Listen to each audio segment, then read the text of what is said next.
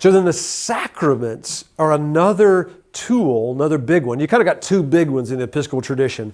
The Book of Common Prayer and the sacraments. That's how our Easter way of life sort of concretizes.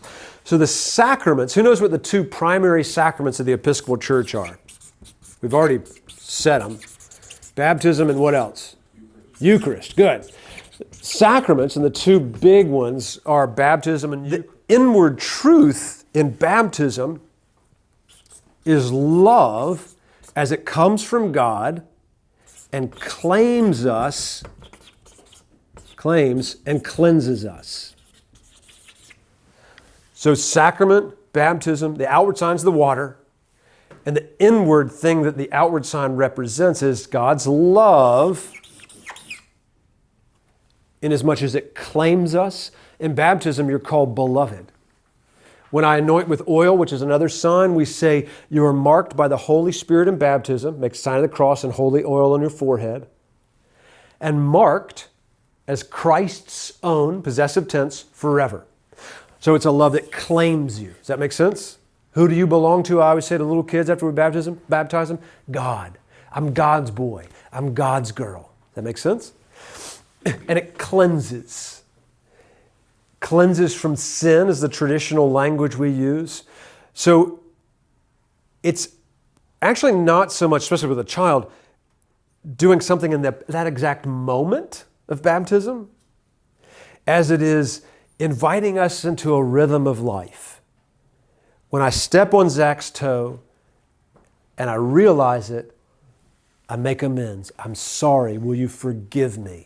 That's the cleansing power of baptism. I'm a baptized person, so I remember my origin. I remember the unconditional love of God. I remember that I'm not supposed to step on toes. Did I do it on purpose? Did I do it on an accident? Whichever it was, I'm sorry. Now, God willing, he's a Christian. Now we're really, and he's like, oh, it's okay, man. Let's talk it through. What's up? Are you feeling bad today? And then, does that make sense? Cleanses. All right.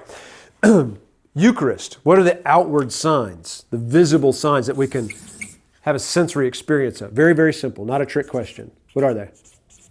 Bread and wine. Exactly. So the inward sign, it's the inward truth rather, that the outward signs, bread and wine, are representing, again, starts with an L. Can you guess what it is? Love.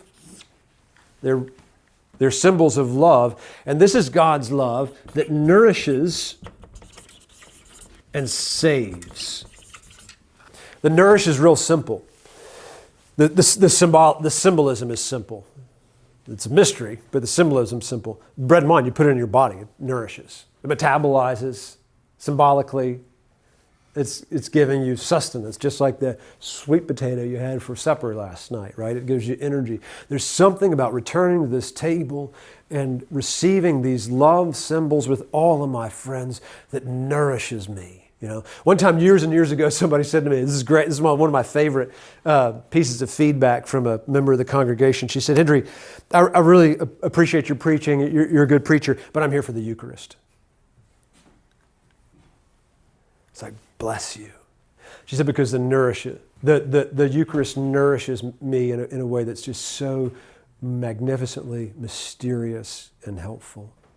I was like, oh, you get it. You get the sacrament, right? Something about that nourishes. And then saves. There's something, no matter what sort of doctrinal, theological thing you believe about Good Friday and Easter, there's something saving about that love sacrifice, you know, that we'll just spend the rest of our lives sort of soaking in the mystery of. So sacraments are outward signs of an inward truth that are not once and done, but are practice, this sacramental way of life for all our days and until we die. Until we die.